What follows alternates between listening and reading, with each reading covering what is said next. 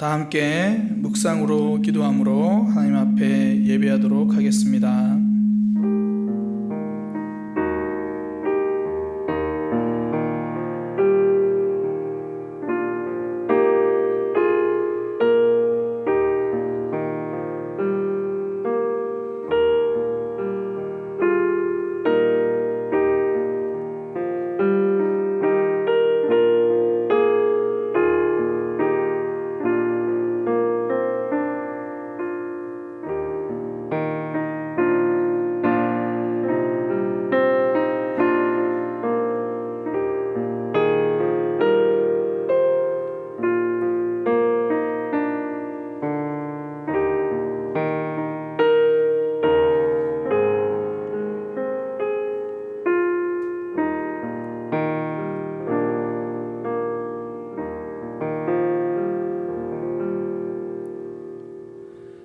하나님, 이 시간 우리가 함께 하나님 앞에 예배합니다. 분주한 마음 내려놓고 하나님에게 집중하는 시간 되도록 인도하여 주옵소서. 함께 모여 예배하지 못하지만 있는 자리에서 하나님을 대면하여 예배하는 시간 되게 하여 주옵소서. 우리의 마음과 생각을 지켜주셔서 하나님에게 집중하는, 하나님께 드려지는 예배되게 하여 주옵소서. 예수님의 이름으로 기도드립니다. 아멘. 다 함께 사도신경으로 신앙 고백하겠습니다. 전능하사 천지를 만드신 하나님 아버지를 내가 믿사오며 그 외아들 우리 주 예수 그리스도를 믿사오니 이는 성령으로 잉태하사 동정녀 마리아에게 나시고 본디오 빌라도에게 고난을 받으사 십자가에 못 박혀 죽으시고 장사한 지 사흘 만에 죽은 자 가운데서 다시 살아나시며 하늘에 오르사 전능하신 하나님 우편에 앉아 계시다가 저리로서 산자와 죽은 자를 심판하러 오시리라. 성령을 믿사오며 거룩한 공회와 성도가 서로 교통하는 것과 죄를 사하여 주시는 것과 몸이 다시 사는 것과 영원히 사는 것을 믿사옵나이다. 아멘. 찬송가 321장입니다. 찬송가 321장입니다.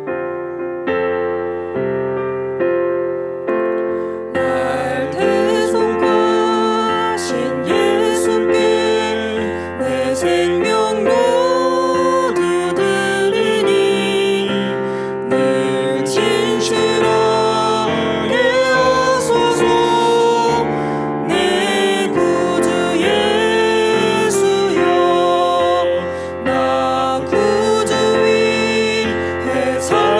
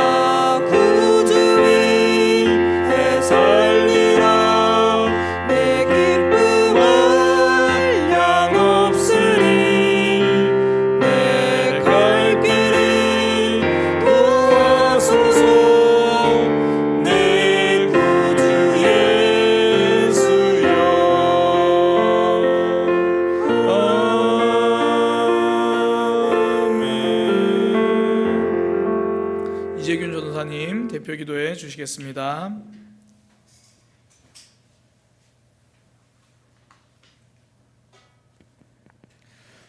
기도하겠습니다. 우리의 생사와 복을 주관하시는 전능하신 하나님 아버지, 한 주간의 시간이 지나고 오늘 다시 주일 예배 가운데 모이게 하여 주시니 주님 감사드립니다.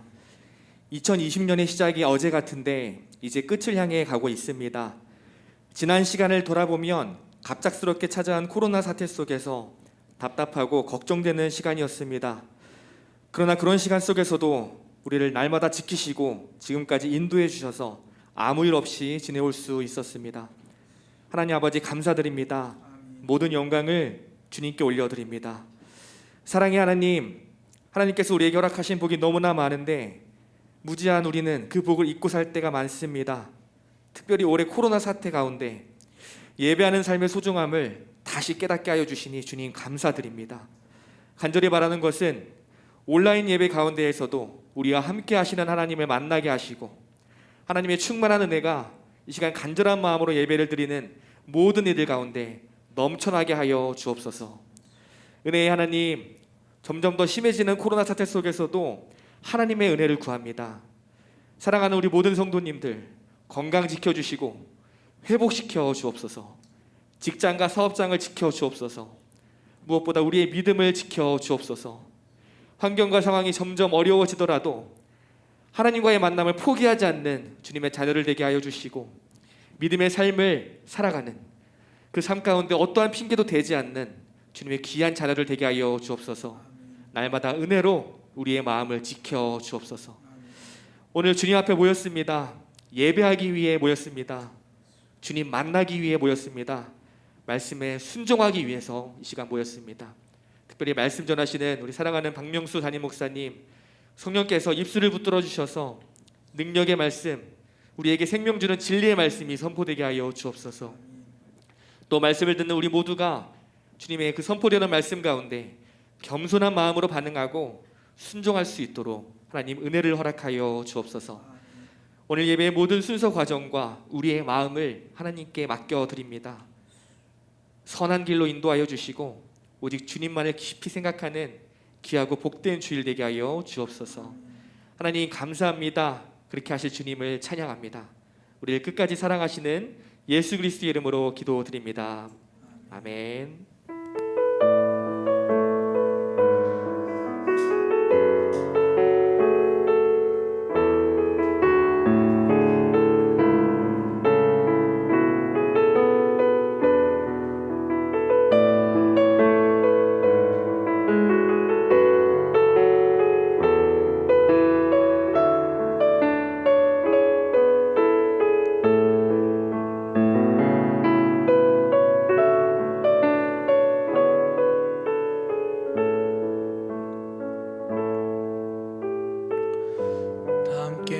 준비하신 예물 가정에서 함께 봉헌하도록 하겠습니다.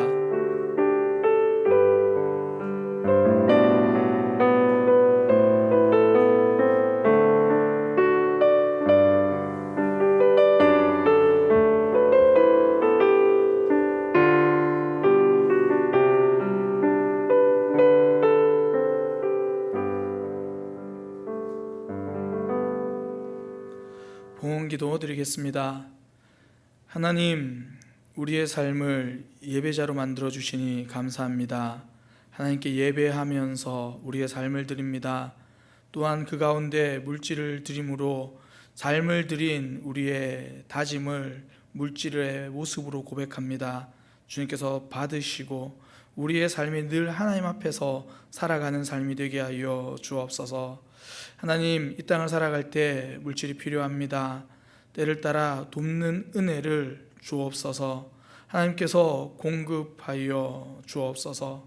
그렇게 주신 물질 우리의 욕심대로 사용하지 않고 하나님이 주신 사명대로 사용할 수 있는 우리의 모습 되게 하여 주옵소서. 그리하여 이 물질이 쓰여지는 곳곳마다 하나님의 사랑이 드러나고 하나님 나라가 확장되는 역사가 있게 하여 주옵소서. 코로나 상황 경제적으로 많이 어렵습니다.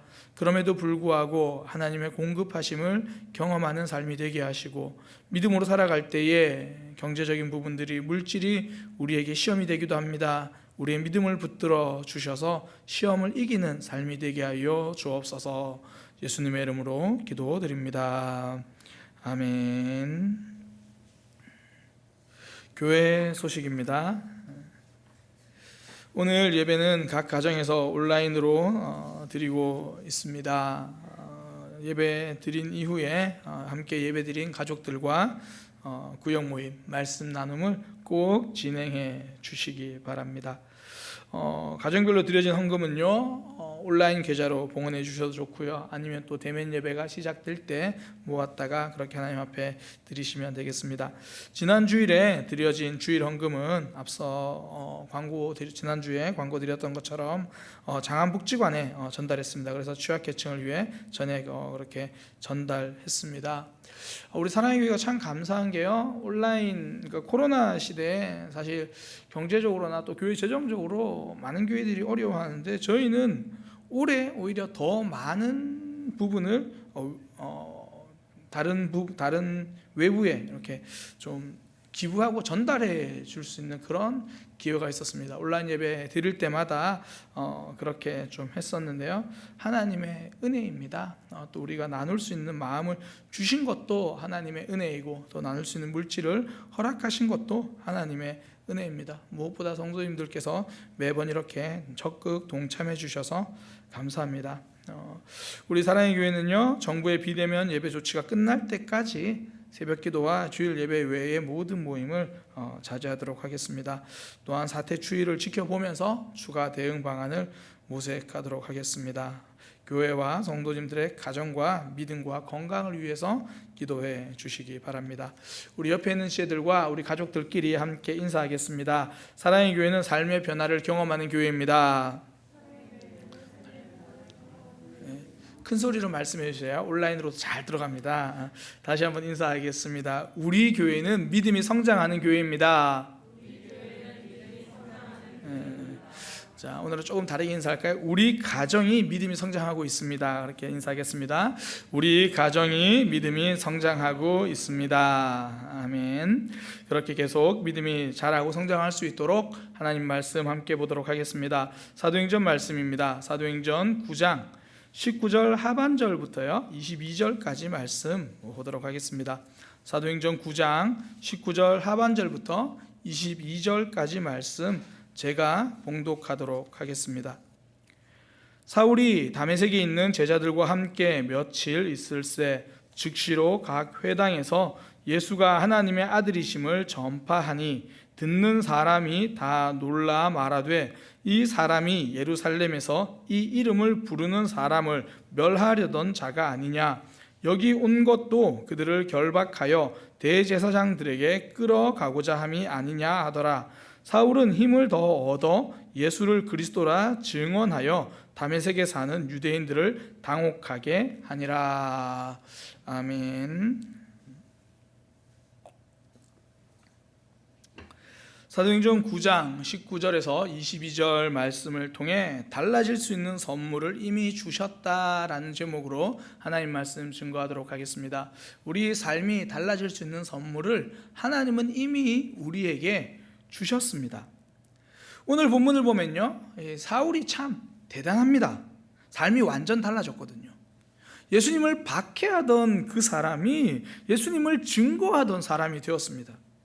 사실 우리가 이런 말씀을 읽으면요, 괜히 내 모습을 좀 돌아보게 됩니다. 똑같이 예수님을 믿는데 나는 과연 얼마나 달라졌는가, 그런 생각이 드는 거죠. 그러면서 도대체 나와 사울의 차이는 뭘까, 그런 생각까지 하게 되는 거죠. 사울이 믿는 하나님과 내가 믿는 하나님, 도대체 뭐가 다른가? 사울이 가진 믿음과 내가 가진 믿음, 도대체 무엇이 다른가? 다르지 않습니다. 같은 하나님이고 같은 믿음입니다. 그러면 도대체 무엇이 사울을 이렇게 삶이 달라지게 만들었을까요? 오늘 본문에는요, 오늘 본문에서 발견할 수 있는 게 두 가지거든요. 첫 번째는 믿음의 공동체예요. 그의 변화를 도와주는 믿음의 공동체가 있었습니다. 두 번째는요, 부끄러웠던 삶이에요. 부끄러웠던 삶이 오히려 변화의 원동력이 되었습니다. 사실 우리도 달라진 삶을 살고 싶잖아요. 새로운 삶을 살고 싶잖아요. 그런데 하나님께서 이미 이런 것들 우리에게 주신 거예요. 믿음의 공동체, 부끄러웠던 삶, 없는 사람이 없습니다. 단지 그동안 거기에 잘 집중하지 못했을 뿐이죠. 그러니까 달라질 수 있는 선물을 하나님은 이미 우리에게 주셨습니다. 오늘 이 믿음을, 오늘 이 선물을 말씀을 통하여 다시 한번 깨달아서 삶의 변화를 경험하는 그런 믿음의 삶이 되시기를 소망합니다. 첫 번째는요, 믿음 공동체입니다. 사울에게는 그의 변화를 도와주고 지지해주는 믿음 공동체가 있었습니다. 19절 하반절에요, 이렇게 시작합니다. 사울이 다메섹에 있는 제자들과 함께 며칠 있을세. 사울의 믿음은요, 예수님을 만나고 끝난 것이 아닙니다. 그 이후에 다메섹에 있는 제자들을 만났습니다. 긴 시간이 아니에요. 단 며칠입니다. 그런데 그 이후의 모습이 완전히 달라집니다. 관계는요, 길이도 중요하지만 깊이도 중요합니다. 오랫동안 만나서 영향받는 관계도 있지만 한 번의 임팩트 있는 만남도 있습니다. 제가 올해 7월 달에요, 장로교회 한 강도사님을 만나서 그분과 한 6주 동안 이렇게 좀 만남을 이어간 적이 있습니다. 6주라고 말하면 한 달이 넘지만 사실 한 주에 한 번 만났으니까 6번 만났어요. 한 번 만날 때도 이 2시간씩 이렇게 만났거든요. 그러니까 총 만난 시간 해봐야 12시간 정도, 조금 더 길면 한 13시간 정도, 그 정도밖에 못 만났어요. 그런데 그 짧은 만남 이후에 그 강도사님의 삶이 달라졌습니다. 제가 페이스북을 통해서 그분의 소식을 접했거든요. 시간을 내서 말씀을 묵상하고요, 대중교통을 타고 이동하는 중에라도 시간을 쪼개서 독서하는 모습을 보았습니다. 그 12시간 동안 함께 나눈 게 다른 게 아니에요. 목회자가 왜 말씀 준비가 중요한지, 왜 독서와 묵상을 해야 하는지 12시간 동안 그거 이야기했는데 그 이후로 그분의 삶이 완전히 달라졌죠. 짧은 만남이었습니다. 그러나 그분에게는 임팩트 있는 시간이죠. 우물가에서 예수님을 만난 사마리아 여인, 많은 대화를 한 것이 아닙니다. 중요한 대화를 했습니다. 그녀는요, 예수님과 이야기를 하기 전에도 이미 5명의 남자를 만났습니다. 왜 5명이나 만났을까요? 그 어떤 사람도 그 여인에게 답을 주지 못했다라는 말이에요. 그런데 예수님은 그녀의 삶에 답이 되셨습니다. 오래 만난 것이 아니라 짧지만 깊이 만났습니다. 임팩트 있는 만남이죠. 사울에게 제자들과의 만남은요, 길이가 아니라 깊이였습니다. 짧은 시간이지만 임팩트 있는 시간이죠. 얼마나 임팩트가 있었는지 사울이 며칠 후에 즉시 복음을 전할 정도입니다. 사울이 다메섹에 있는 제자들과 함께 며칠 있을새 즉시로 각 회당에서 예수가 하나님의 아들이심을 전파하니, 도대체 며칠 동안 무엇을 했길래 즉시 복음을 전하는 사람이 되었을까요? 확실한 건요, 정죄하느라 시간을 보내진 않았을 것 같아요. 사울, 당신 지난번에 예루살렘에서 예수 믿는 사람 박해했었잖아. 그때 당신이 어렵게 해서 우리가 얼마나 힘들었는 줄 알아? 당신 그때 스데반 집사님 순교할 때 그게 옳다고 손뼉 쳤던 사람이잖아. 당신 그때 왜 그랬어? 이렇게 정죄하느라 시간을 보냈다면 그 며칠 동안 그냥 그 정죄와 섭섭한 마음 이야기하느라 끝이 없었을 거예요. 그런 시간을 보냈다면 즉시 복음을 전하러 가는 사람이 되지는 못했을 겁니다. 지적과 정죄는요, 틀리지 않게는 할지 모르겠지만 즉시 도전하는 삶은 못 만들어요. 그래서 흔히 배우자들에게 운전을 배우지 말라고 하잖아요. 한 번 가르쳐주고 10번 정죄하잖아요. 내가 그렇게 하지 말라 그랬지, 깜빡이 먼저 넣으라 그랬지, 급브레이크 밟지 말라고 했지, 이것이 틀렸고 저것이 틀렸고, 그러면요 자신 있게 핸들을 돌리지도 못하고 직진을 하면서도 긴장됩니다. 며칠 동안 사울과 함께 했던 제자들, 그 짧은 시간 정죄하며 보내지는 않았을 겁니다. 그 다음 생각할 수 있는 게 염려의 시간으로 보냈을 수 있다는 거죠. 사울이 진짜 회심을 했을까? 사울이 잘할 수 있을까?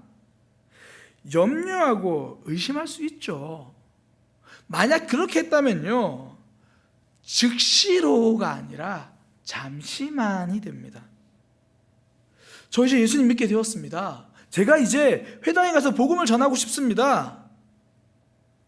무슨 말인지는 알겠는데 혹시 실수할 수 있잖아요. 실수하면 어떡해요?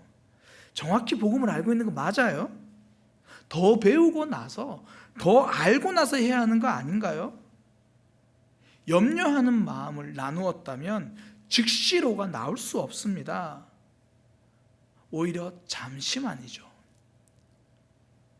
대신 그 시간을 격려로 보냈다면 즉시가 가능합니다.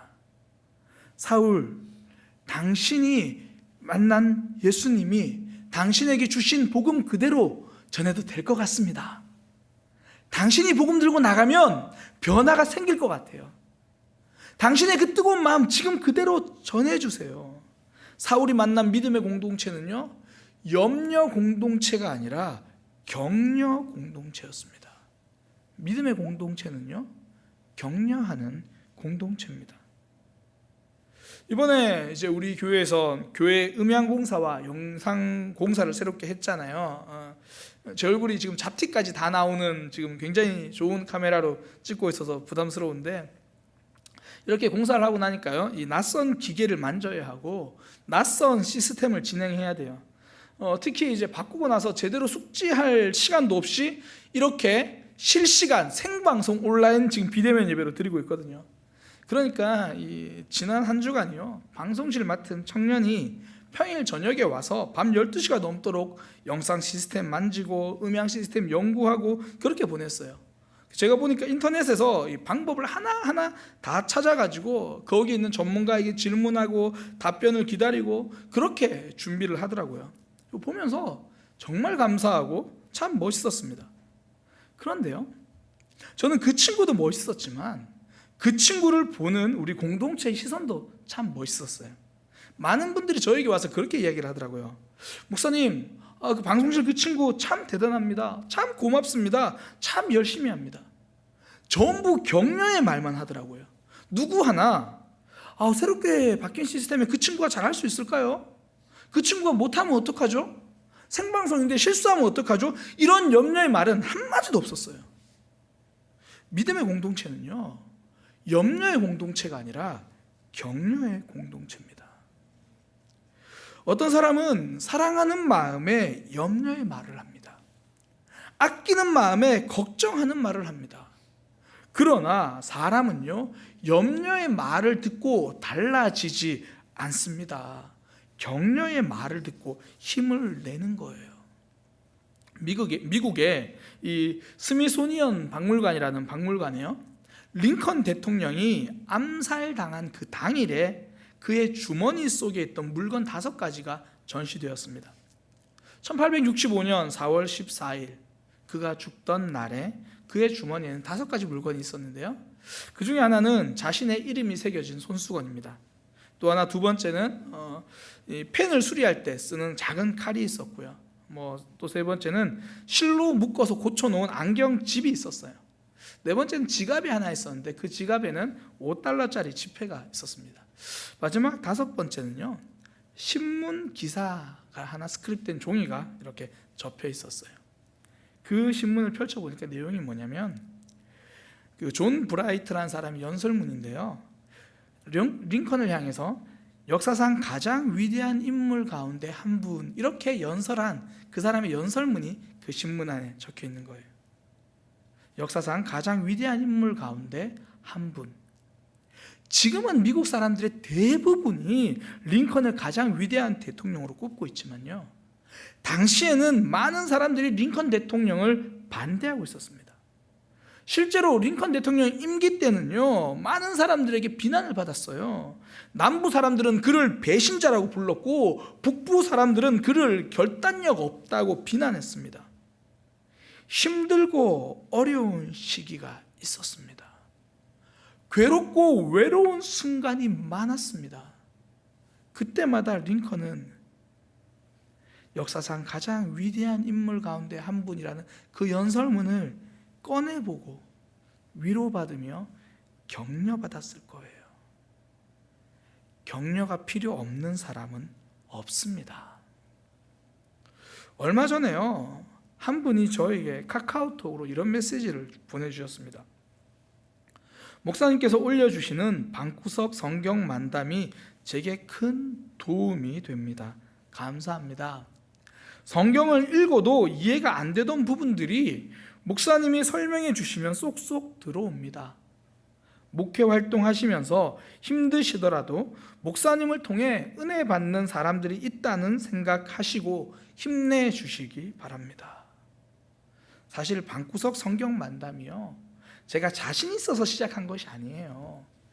온라인 예배가 시작되고 예배가 줄어드니까 사실 목사로서 뭔가 직무유기하고 있다, 그런 생각이 좀 드는 거예요.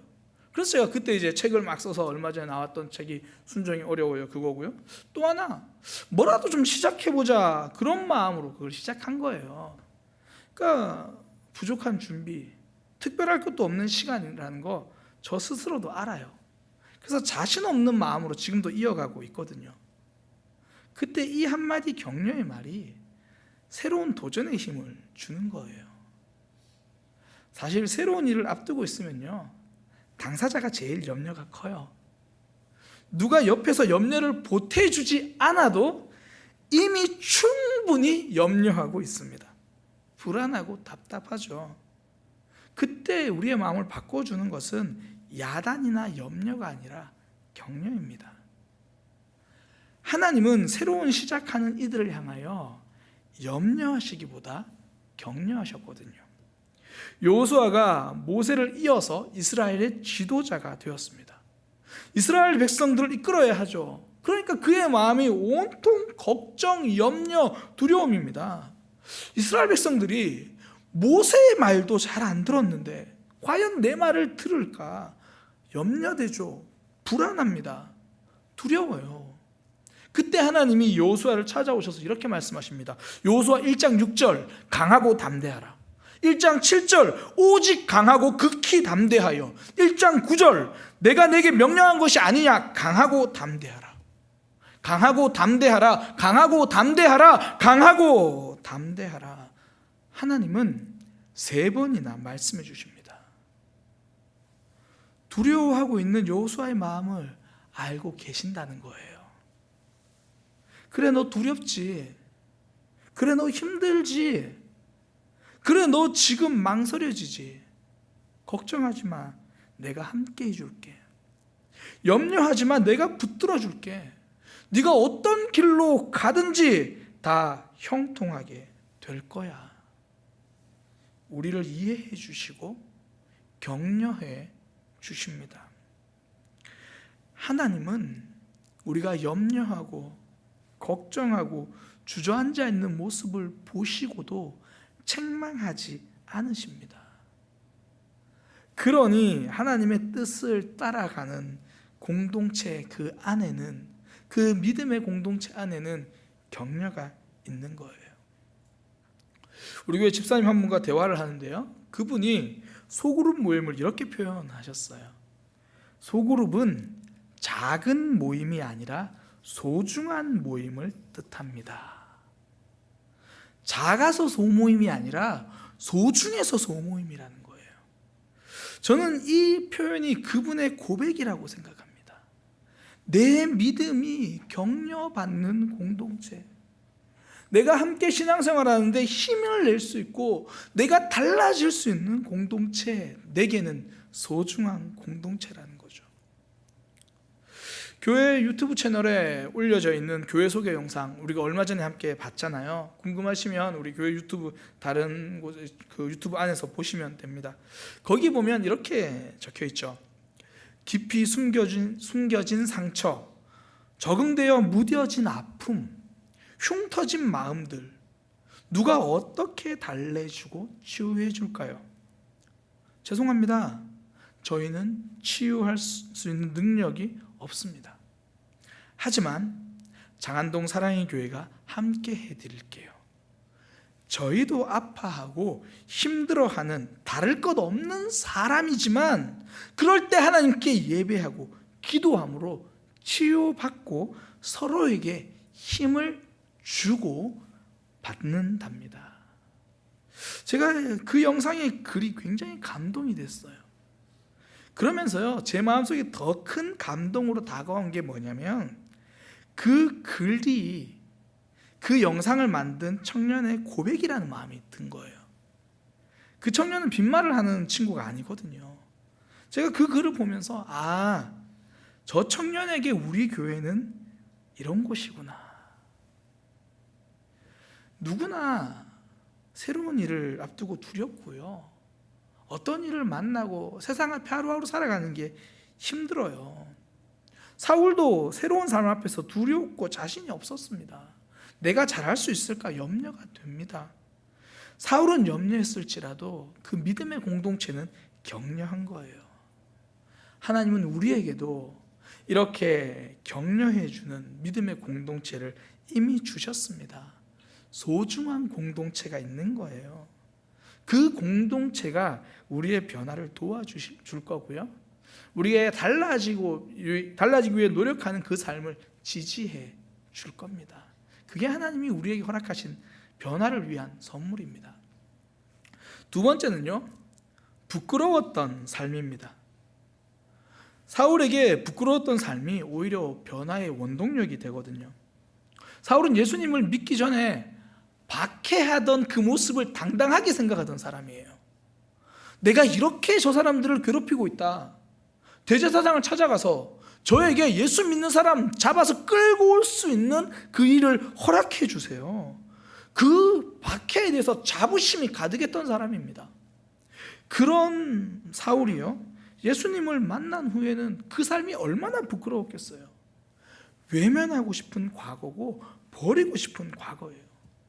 그런데 하나님은요, 사울의 그런 부끄러운 삶을 버려야 할 폐기물이 아니라 새로운 사명을 위한 걸음으로 쓰신 거예요. 사울이 이제 공동체의 격려로 복음을 전하게 되자 사람들이요, 사울의 과거에 대해서 수군수군거립니다. 저 사람 박해했던 사람이잖아. 여기 올 때도 예수 믿는 사람들 잡아가려고 왔는데. 그런 이야기를 들으니까요, 그 이후에 그 사울의 모습이 22절에 묘사되거든요. 사울은 더 힘을 얻었고요, 유대인은 오히려 당혹해합니다. 사울은 부끄러운 과거 때문에 숨지 않아요. 오히려 새로운 삶의 증거로 사용하는 겁니다. 그 미술에서 이 색을 설명할 때요, 보색이라는 게 있습니다. 보색. 그러니까 쉽게 말해서 정반대의 색깔, 이렇게 생각하시면 돼요. 이 정반대의 색깔이기 때문에 이 보색은 두 개를 섞으면 무조건 검은색이 됩니다. 예를 들어 빨간색과 이 청록색이 보색이에요. 이 두 가지 색깔을 섞으면 검은색이 됩니다. 근데 이 정반대의 색, 보색의 특징이 있어요. 같이 두면 굉장히 서로가 선명하게 잘 보입니다. 너무 다르니까 선명하게 보이는 거예요.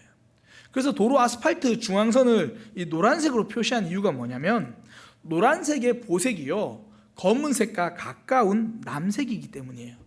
그래서 우리가 보면 검은색 위에 흰선보다 검은색 위에 노란색이 더 잘 보이잖아요. 서로 완전히 다르니까 선명하게 보이는 거예요. 성도의 이전 삶은 새로운 삶의 보색과 같은 거예요. 이전 삶 때문에 지금 삶이 더 선명한 거예요. 이전에는 내가 사람 많이 미워했었는데 내가 지금 작은 사랑이라도 실천하니까 그게 더 선명하게 내 사랑이 보이는 거거든요. 저희 교회 집사님 중에 한 분이 저에게 이런 말씀을 하셨습니다. 목사님, 제가요 얼마나 건강 염려증이 있는지 아세요? 가슴이 조금만 답답해도 이거 큰 병 아닌가? 어떡하지? 하루 종일 걱정하고 조금만 아픈 것 같으면 이거 어떡하지? 그리고 저 들어 누워있던 사람이었어요. 아니, 걱정 많던 과거가 무슨 자랑이라고 저한테 이야기하실까요? 그분은 걱정 많던 과거를 이야기하는 게 아니에요. 달라진 지금 삶을 이야기하는 거예요. 이전 삶이 부끄러웠던 그 삶을 자랑하는 것이 아니라 지금 하나님을 신뢰하고 있는 삶을 자랑하는 거예요. 그분에겐 부끄러운 이전 삶이요 숨겨야 할 상처가 아닌 거죠. 달라진 내 삶을 선명하게 보여주는, 증명해주는 삶의 보색이 되는 거예요. 그러니까 우리가 신앙생활을 하다 보면요 너무 완벽하게 하려는 사람들이 있어요. 자신의 부끄러운 모습을 잘 인정하지 못해요. 우리가 말씀대로 살려고 결단하는 거 필요하죠. 하나님 말씀대로 살아야지 좋은 취지입니다. 그런데 매번 그렇게 사는 사람은 없어요. 없나요? 저는 그래요. 저는 매번 그렇게 살지 못해요. 넘어지기도 하고 무너지기도 하고 때로는 말씀을 피해서 요리조리 도망다니기도 하고 복음서에도 보면요 그런 제자들의 모습이 다 기록되어 있어요. 안 빼요. 배를 타고 가다가 폭풍이 오니까 주무시는 예수님한테 막 짜증을 내요. 예수님, 우리가 지금 죽게 된 거 모르십니까? 제자들의 부끄러운 모습, 십자가 앞에서 뿔뿔이 다 흩어지고 도망가는 모습 다 적어놔요. 이것을 인정하는 것이 신앙입니다. 완벽하지 않음을 인정하는 거. 근데 사단은 이렇게 속삭이죠. 그거 인정하지 마. 그럼 너 약해지는 거야. 오히려 적당히 인정하는 척 하면서 오히려 난 하나님 앞에 진실하잖아, 이것을 보여주라고 막 우리를 속삭이는 거죠. 그러니까 나는 부족해라고 말하면서 실상은 나는 정직해라고 또 내가 잘하는 모습을 전달하려고 하잖아요. 부끄러운 삶을 인정하지 못하면요 오히려 그것 때문에 우리 신앙의 발목이 잡혀요. 그것 때문에 달라지지 못하는 거죠. 댓글 시인으로 알려진 제페토라는 사람이요 이런 시를 댓글로 남겼습니다. 노년을 아프게 하는 것은 새벽 뜬 눈으로 지새우게 하는 관절염이 아니라 어쩌면 미처 늙지 못한 마음이리라. 내 몸은 세월을 따라가는데 내 마음이 세월을 따라가지 못하니까 서글프고 힘들고 삶이 아픈 거예요. 사실 어르신들의 삶에는요 저처럼 젊은 사람들이 모르는 삶의 깊이가 있거든요. 잠언에도 그래서 백발은 빛나는 영광이라고 말해요. 이것을 받아들일 때 삶의 깊이를 누릴 수 있는 거거든요. 우리 삶의 부끄러운 모습도 똑같아요. 잘하고 있는 모습만 내 것이 아니라 부끄러웠던 삶도 내 것이고요. 지금 못하고 있는 것도 내 모습이에요. 하나님은 그 과거를 버리지 않고 대조 효과로 쓰시는 겁니다. 부끄러운 과거 때문에 오히려 지금 현재를 돋보이게 만드시는 거죠. 그러면서 하나님의 역사를 드러내는 도구로 쓰십니다. 이 에베소서 2장 5절에서 7절 말씀이 그런 거예요. 내용을 요약해서 말씀드리면 허물로 죽은 우리를 예수 그리스도께서 살리셨고 그것 때문에 하나님의 풍성함이 드러난다. 하나님의 사랑이 드러난다. 그렇게 이야기를 하는 거예요. 우리에게 자비하심으로써 그 은혜가 지극히 풍성함을 모든 세대에게 보여주려고 하는 거다. 우리가 죄와 허물 덩어리였기 때문에 오히려 하나님의 사랑이 드러난다는 거예요. 죄인이었던 우리를 구원하시는 모습을 통해 사람들이 야, 저 사람도 구원받구나. 하나님은 진짜 사랑이 큰 분이구나. 부끄러웠던 삶이 하나님을 나타내는 통로가 되는 거죠. 예수님을 만난 삭개오, 재물을 나누어 주는 모습이 더 큰 영향력으로 다가오는 이유가 무엇입니까? 그는 나누어 주는 사람이 아니라 빼앗는 사람이었기 때문이에요. 이제 누가 어떤 손가락질을 해도요 삭개오는 자신의 과거를 부인하거나 숨기지 않을 겁니다. 오히려 부끄러웠던 삶을 인정하겠죠. 그래요. 저 예전에 많이 뺏었죠. 저 예전에 정말 못됐었어요. 그러나 지금은 제가 나누어 주려고 하거든요. 오히려 자신의 모습을 통하여 하나님의 살아계심을 증명하는 거죠. 성전에 앉아서 구걸하던 사람은요, 걸어 다니는 것만으로도 하나님의 역사가 증명되는 거예요. 내 속에 미움이 많던 사람은요, 누군가를 보고 반갑게 인사만 해줘도 변화의 증거가 될 수 있습니다. 그리고 그 모습을 통해 점점 내 삶이 달라지는 거예요. 그러니까 원리는 단순합니다. 달라진 삶을 원하시면요, 제일 못했던 것부터 뒤집으면 돼요. 뭐 단순하게 생각하면 보통 예배에 처음 참석하는 걸 통해 야, 전혀 교회 안 다니는 사람이 이제 교회 다니게 되는구나, 그거를 알게 되잖아요. 마찬가지예요. 늘 내 것만 챙긴다는 말을 듣는 사람은요, 작은 나눔을 실천하는 순간 그 인생의 변화가 시작되는 겁니다. 그리고 그 작은 변화가 큰 변화를 이끌어내는 마중물이 되는 거예요. 큰 변화가 따라오는 거거든요. 달라진 삶을 이끌어냅니다. 우리가 신앙생활을 하다 보면요, 가끔씩 스스로에게 물어요. 나는 지금 무엇이 달라졌는가? 또 이렇게 하소연하죠. 왜 이렇게 달라지는 것이 힘든가? 하나님은 우리가 달라질 수 있는 힘을 이미 우리에게 선물로 주셨습니다. 믿음 공동체죠. 나의 믿음을 격려해주고 내 삶을 붙들어주는 소중한 공동체입니다. 코로나 때문에 어쩔 수 없이 잠시 멀어져 있었다면 전화로, 문자로 다시 서로의 삶을, 믿음을 격려하는 시간이 되기를 소망합니다. 그 격려는 새로운 변화를 만들어내는 거예요. 또 하나, 숨기고 싶은 부끄러운 과거와 아픔인 거예요. 그 과거를 딛고 서면, 그 아픔을 반전시키면 그때부터 내 삶이 빠르게 달라지게 됩니다.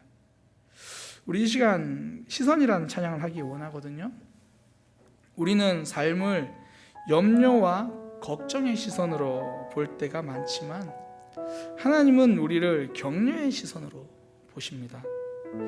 무엇보다 과거의 아픔을 너무 내 시선으로만 보지 마시고요, 하나님의 시선으로, 그것도 사용해 주시는 하나님의 마음으로 볼 수 있기 원합니다.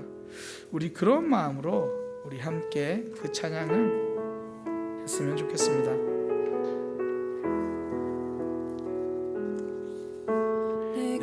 내게로부터 눈을 들어 주를 보기 시작할 때 주의 일을 보겠네. 내 작은 마음 돌이키서 하늘에 꿈꾸게 하네. 주님을 볼 때 모든 시선을 주님께 드리고 살아계신 하나님을 느낄 때 내 삶은 주의 역사가 되고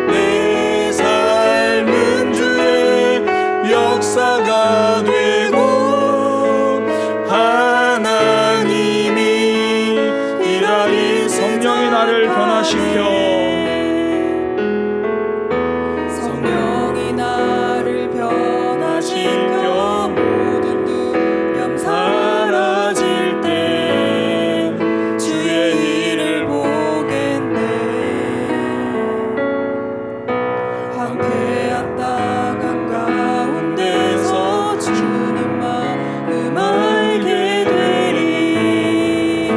주님을 볼 때 모든 시선을 주님께 드리고 전능하신 하나님을 느낄 때 세상은 주의 나라가 되고 하나님이 일하기 시작하네. 저도 성경을 보고 사울의 삶을 볼 때마다 좀 제 삶도 사울처럼 더 많이 달라졌으면 좋겠어요. 사실 우리가 늘 말씀 앞에 서고 하나님 앞에 나올 때마다 삶이 달라지고 싶은 마음이 있잖아요. 하나님은 오늘 우리에게 말씀으로 두 가지, 이미 네가 달라질 수 있도록 너에게 준 선물이 있다. 너를 격려해주는 믿음의 공동체가 있지 않느냐. 그 믿음의 공동체를 다시 한번 붙잡는 삶이 되어라. 코로나로 인해서 멀어졌던 그 관계 다시 한번 연락하고 다시 한번 말씀 나누고 다시 한번 나를 나누면서 그렇게 달라지는 삶을 향해 나아가라. 또 하나는 우리의 부끄러웠던 삶, 계속 거기에 머물러 있지 말고 작은 것 하나라도 가장 부끄러웠던 것을 실천해보고 가장 힘들었던 것을 바꿔가며 더 큰 변화를 만들어가는 그런 삶, 우리에게 부끄러웠던 삶이요 사실은 변화를 향한 선물입니다. 거기서부터 시작할 수 있는 우리 모습 되기 원합니다. 오늘 기도할 때요 우리 그렇게 기도하기 원합니다. 하나님, 저 코로나로 인해서 이런저런 핑계로 믿음의 공동체들과 연락이 좀 뜸했는데요, 하나님 저 용서해 주세요. 믿음의 공동체들과 더 연결되고 더 연락하겠습니다. 또 하나, 하나님 저 부끄러운 삶 가장 힘든 거 한 가지 도전해보고 실천해보겠습니다. 그런 다짐의 기도 함께 하기 원합니다. 우리 함께 기도하도록 하겠습니다. 하나님, 우리 삶 붙들어 주옵소서. 특별히 주님 앞에 기도하는 것은 하나님 우리 속에 믿음의 공동체를 함께 해주셨는데 코로나라는 핑계로 모이지 못한다는 핑계로 그들과 함께하지 못했습니다. 우리의 믿음을 격려해주고 우리를 붙들어주는 그 손, 주님 저도 함께 붙들며 그들과 믿음을 나누고 제 삶을 나눌 수 있는 그런 시간이 되기 원합니다. 특별히 내가 속한 곳에서 격려의 사람이 되기 원합니다. 염려는 내려놓고 격려할 수 있는 삶, 서로를 하나님의 역사를 경험할 수 있도록 격려하는 믿음의 공동체, 격려의 공동체 되게 하시고 그 격려의 공동체의 손을 잡고 손을 내미는 우리의 삶이 되게 하여 주옵소서. 또한 우리의 부끄러웠던 삶, 부끄러움을 외면하는 것이 아니라 거기서부터 출발하게 하여 주옵소서. 주님, 그동안 사랑하지 못했으면 이제 사랑을 실천하고 그동안 갈등을 만들었던 사람이라면 이제 화목을 향해 달려가고 가장 못했던 것 거기서부터 변화의 마주보게 되어 새로운 변화를 향해 걸어갈 수 있는 우리의 삶 되게 하여 주옵소서. 주님, 참 부족하고 참 연약하고 참 부끄러운 모습입니다. 주님, 저는 이렇게 못한 게 많고 저는 하나님 앞에 한 걸음 한 걸 나아가는 것이 어렵고 지체들에게 손 내미는 것이 어렵지만 이런 제 모습이 조금이라도 달라지면 하나님의 나라가, 하나님의 역사가 드러난다는 것을 오늘 말씀을 통하여 깨닫습니다. 실천할 수 있는 모습 되게 하여 주옵소서. 우리의 부족함, 우리의 나약함이 하나님을 드러내는 통로가 될 수 있음을 깨달았습니다. 더 이상 부끄러움에 집중하지 않고 외면하지 않겠습니다. 작은 것 하나라도 변화되며 큰 변화로 나아가는 우리의 모습 되기 원하오니 주님 들어 주옵소서. 인도하여 주옵소서. 하나님, 우리에게 믿음의 공동체, 격려의 공동체를 주셔서 감사합니다. 코로나 바이러스가 거리두기가 핑계가 되어 격려의 공동체에게 손 내밀지 못했습니다. 그 격려의 공동체가 내밀어주는 손을 잘 잡지 못했습니다. 하나님,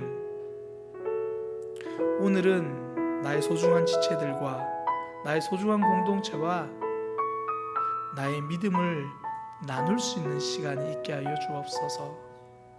나의 삶을 나누는 용기가 있게 하여 주옵소서. 무엇보다 우리가 서 있는 자리가 어느 곳이든지 격려의 사람으로 사용하여 주옵소서. 주님, 부끄러운 과거가 많습니다. 아직도 입술이 절제되지 못하고 아직도 욕심을 내려놓지 못하고 여전히 제가 속한 곳에, 우리가 있는 곳에 갈등을 만들어갈 때가 많습니다. 주님, 그런 부끄러운 모습을 이제 변화의 증거로 사용하게 하여 주옵소서. 갈등이 있던 자리를 화평의 도구로, 화평의 자리로 만들 수 있는 그런 사람으로 사용하여 주시고, 욕심 많은 우리가 나눔을 실천할 수 있는 사람으로 그것이 변화의 증거가 될 수 있도록 그렇게 도전하는 용기를 주옵소서. 주님, 더 달라지기 원합니다. 우리를 붙들어 주옵소서. 이제는 우리 주 예수 그리스도의 은혜와 하나님 아버지의 크신 사랑과 성령 하나님의 역사하심이 우리에게 믿음의 공동체를 주셔서 그 공동체 다시 붙잡기로 다짐하고, 또한 부끄러운 삶을 변화시켜 새로운 삶의 원동력으로 삼으려고 다짐하는 모든 이들에게 지금부터 영원까지 함께 있을지어다.